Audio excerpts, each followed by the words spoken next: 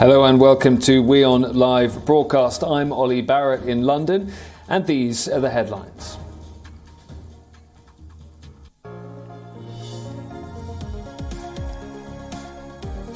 UK Chancellor Rishi Sunak is on his feet in the House of Commons as we speak, setting out a relief package to tackle the cost of living crisis.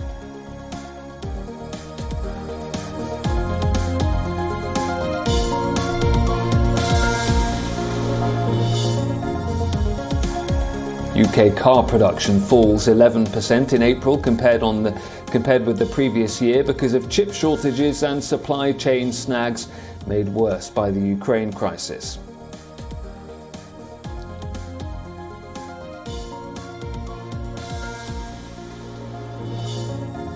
German Chancellor Olaf Scholz says Vladimir Putin will not win the war in Ukraine and claims the Russian president's already failed in all of his strategic aims.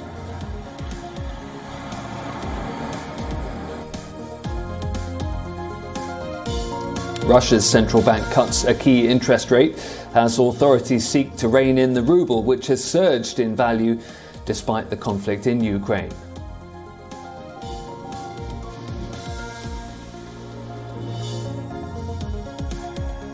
Chinese Premier Li Keqiang calls for more to be done to stabilise the world's second largest economy, issuing a stark warning as the country's zero COVID strategy bites into growth.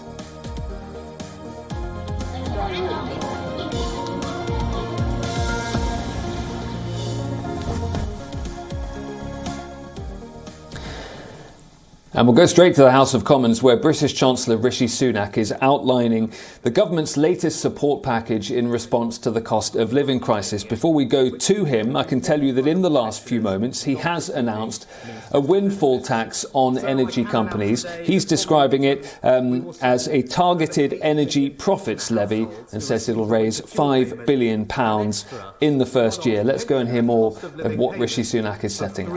£100. Disabled people also face extra costs in their day-to-day lives, like having energy-intensive equipment around the home or workplace.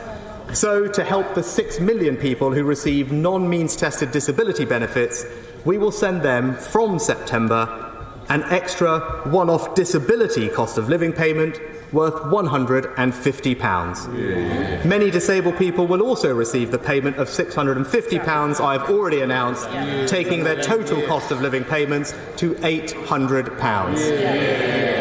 And I can reassure the House that next year, subject to the Secretary of State's review, benefits will be updated by this September's CPI, which on current forecasts is likely to be significantly higher than the forecast inflation rate for next year. Similarly, the triple lock will apply for the state pension.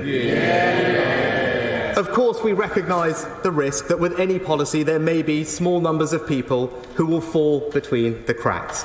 For example, it is not possible right now for DWP or HMRC to identify people on housing benefit who are not also claiming other benefits. So, to support them and others, we will extend the Household Support Fund delivered by local authorities by £500 million from October. This is a significant set of interventions to support the most vulnerable in our country. We will legislate to deliver this support on the same terms in every part of the United Kingdom, including Northern Ireland. And taken together, our direct cash payments will help 1/3 of all UK households with a cost of living support worth £9 billion. So, Madam Deputy Speaker, we are meeting our responsibility to provide the most help to those on the lowest incomes. I believe that is fair, and I'm confident the House will agree. But there are many other families who do not require state support in normal times. They are also facing challenging times. Is it fair to leave them unsupported? The answer must surely be no. While it is impossible for the government to solve every problem, we can and will ease the burden as we help the entire country through the worst of this crisis. So we will provide more support with the rising cost of energy, and that support will be universal. Earlier this year, we announced £9 billion to help with the cost of energy, including a council tax rebate of £150 for tens of millions of households. And we plan to provide all households with £200 off their energy bills from October, with the cost of that repaid over the following 5 years. Since then, the outlook for energy prices has changed. I've heard people's concerns over the impact of these repayments on future bills, so I've decided that those repayments will be cancelled. So for the avoidance of doubt, this support is now unambiguously a grant. And furthermore, we have decided that the £200 of support for household energy bills will be doubled to £400 for everyone. We are on the side of hard-working families with £6 billion of financial support. So, Madam Deputy Speaker, to summarise, our strategy is to combat and reduce inflation over time through independent monetary policy, fiscal responsibility and supply-side activism. We are raising emergency funds to help millions of the most vulnerable families who are struggling right now. And all households will benefit from universal support with energy bills of £400 with not a penny to repay. In total, the measures I've announced today provide support worth £15 billion. Combined with the plans we've already announced, that means we are supporting families with the cost of living with £37 billion, or 1.5% of GDP. That's higher or similar than countries like France, Germany, Japan and Italy. And I'm proud to say that around 3/4 of that total support will go to vulnerable households. As a result of the measures we've announced today and the action we've already taken this year, the vast majority of households will receive £550. Pensioners will receive £850. And almost all of the 8 million most vulnerable households in the country will in total receive support of £1,200. And let me put this into context. The House will have noted the news from Ofgem earlier this week. They currently expect the energy price cap to rise in October to £2,800. That implies an average increase in people's bills this year of just under £1,200. The same amount our policies will provide for the most vulnerable people this year. I know there are other pressures. I'm not trying to claim we have solved the entire problem for everyone. No government could. But I hope that when people hear the significant steps we are taking, the millions we are helping, they will feel some of the burden eased, some of the pressures lifted. And they will know this government is standing by them. And Madam Deputy Speaker, in conclusion, supporting people with the cost of living is only one part of our plan for a stronger economy. A plan that is creating more jobs, cutting taxes on working people, reducing our borrowing and debt, driving businesses to invest and innovate more, unleashing a skills revolution, seizing the benefits of Brexit and levelling up growth in all parts of the United Kingdom. The British people can trust this government because we have a plan for a stronger economy, and I commend it to this House. Shadow Chancellor Rachel Reeves. Madam Deputy Speaker, after today's announcement, let there be no doubt about who is winning the battle of ideas in Britain. It is the Labour Party. Today it feels like the Chancellor has... So Rachel Reeves, the Shadow Chancellor, getting to her feet in the House of Commons to respond to Rishi Sunak's outlining of an emergency support package to help households deal with the cost of living crisis. Rishi Sunak saying that no government can solve every problem, but he said that this government will never stop trying to help people. He says that fiscal support has to be timely, temporary and targeted to avoid even greater risks, as he put it, to inflation. He has announced an energy windfall tax, an uplift to benefit payments, a one-off cost of living payment to 8 million of the poorest households, universal support, he says, for all households. A £200 rebate on energy bills is being scrapped, it's being doubled and instead turned into a grant. And he says this total package is worth £15 billion.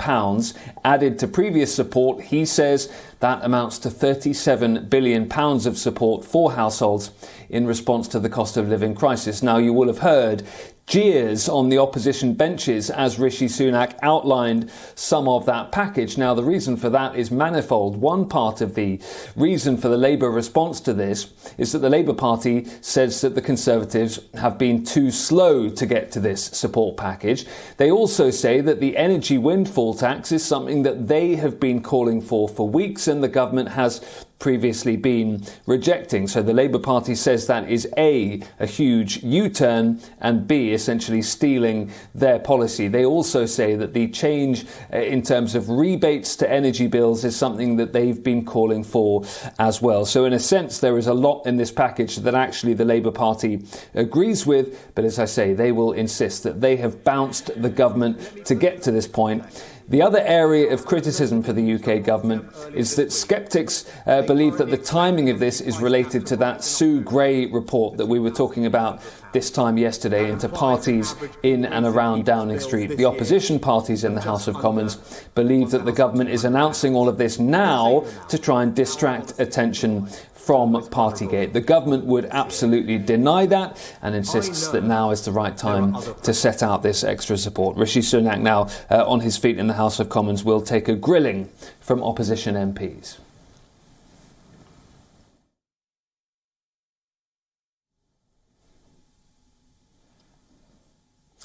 Next today, also sticking with the UK economy and some of its difficulties, and car production in Britain has nosedived another 11% for the month of April as manufacturers continue to feel the strain of parts shortages.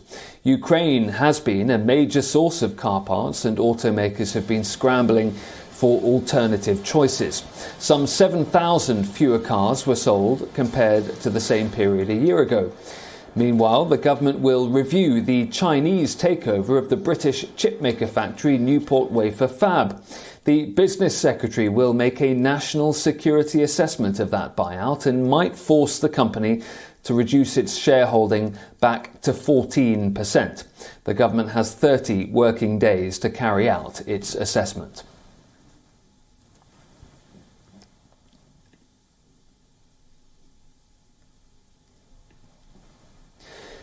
Moving on to Ukraine, and Kiev says that Moscow has been shelling over 40 towns in the Donbass region as Ukraine tries to defend the cities of Lugansk and Donetsk. Kiev claims that Moscow has threatened to shut the last main escape route for civilians trapped in the path of the invasion. Shelling in the region has destroyed a train facility which was a hub for supplies and evacuations from Donetsk. Russia has poured thousands of troops into the region in an attempt to encircle Ukrainian forces that have been holding out in the city of Severodonetsk and Lysychansk. Police in Lysychansk city are collecting bodies of people killed in shelling to bury them in mass graves. Збройні сили України, наша розвідка і усі, хто захищає державу, протистоять надзвичайно жорсткому наступу російських військ на Сході. Подекуди ворог сильно переважає технікою, кількістю солдатів. Російська влада ухвалила показове рішення. Вони дозволили брати на контрактну службу людей старшого віку. Тобто молодих їм вже не вистачає, але бажання воювати все ж таки зберігається. Meanwhile, the Russian-backed Donetsk People's Republic has replaced the Ukrainian flag with a Russian flag.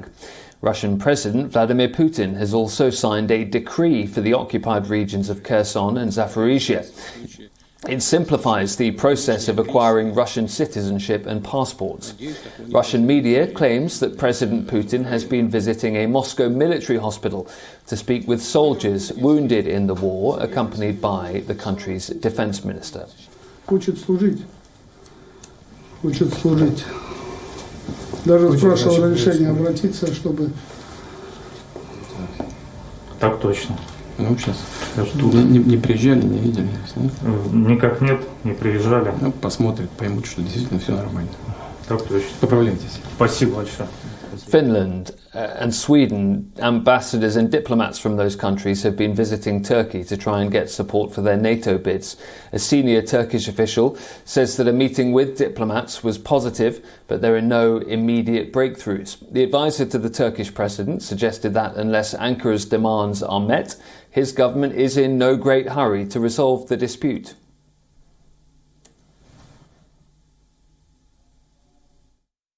Ez cümle, Türkiye'nin güvenlik kaygıları somut adımlarla belli bir takvim çerçevesinde karşılanmadığı takdirde sürecin ilerleyemeyeceğine dair mesajımızı çok net bir şekilde ifade ettik ve Objections from Turkey have stalled what NATO member states expected would be an easier move towards expansion to take in Finland and Sweden's accession.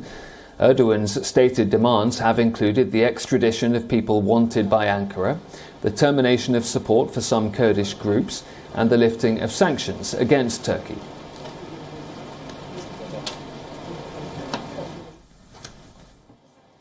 I mean, we have discussions, bilateral and trilateral discussions with Turkey right now. And of course, we are eager to sort out any questions or issues that are at hand from the Turkish side. So I look forward to continuing this dialogue. I mean, one of the reasons we're having this dialogue is to sort out any issues, any misunderstandings, and any questions that might be from the Turkish side. Some male TV presenters in Afghanistan are taking a stand for their female colleagues. Some male anchors have now started covering their faces with masks before presenting the news. Moments before he goes on air, Afghan television anchor puts on a black mask. Why? This is to show solidarity with his female colleagues and to protest against the Taliban's order, which has forced the female presenters to cover their faces while anchoring. Nabil, who works for Tolo News, Afghanistan's main private television channel, is among many male anchors who are standing by their female counterparts. We are taking a stand in support of our female colleagues. During our live news broadcasts or other political shows, we are wearing masks on our faces as a protest. Earlier this month, Afghanistan's top leader Hibatullah Akhundzada issued a diktat for women to cover up fully in public. The Ministry for Promotion of Virtue and Prevention of Vice ordered women television presenters to follow suit. The women initially defied these orders, but now they are wearing full hijabs and veils that leave only their eyes on view across channels.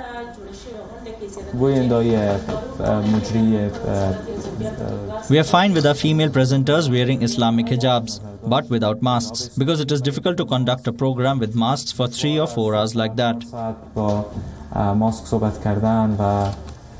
The Taliban officials do not appear to be in favor of rolling back the decree. Taliban spokesperson Inamullah Samangani questioned as to how it was okay to be forced to wear a tie but not okay to be forced to wear a hijab. He also asked why hijab could not be a uniform just like ties. Some male presenters fear that Taliban may impose similar restrictions on them. Today you have imposed restrictions on women. Many male presenters are now worried that tomorrow there will be restrictions on them too regarding how to dress. I am also worried about it. Meanwhile, several world leaders and rights groups are now expressing concerns over the women's right in the Taliban regime. Bureau Report, WION World is One.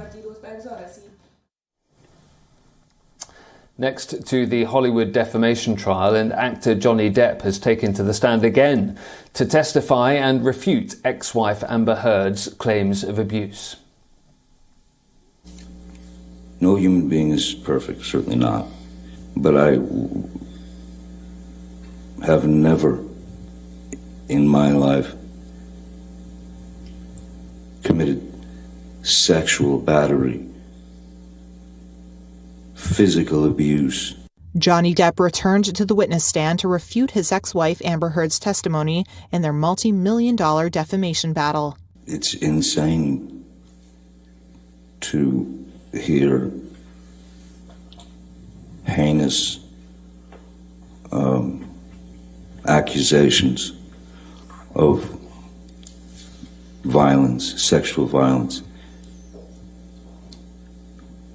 that she's attributed to me, that she's accused me of.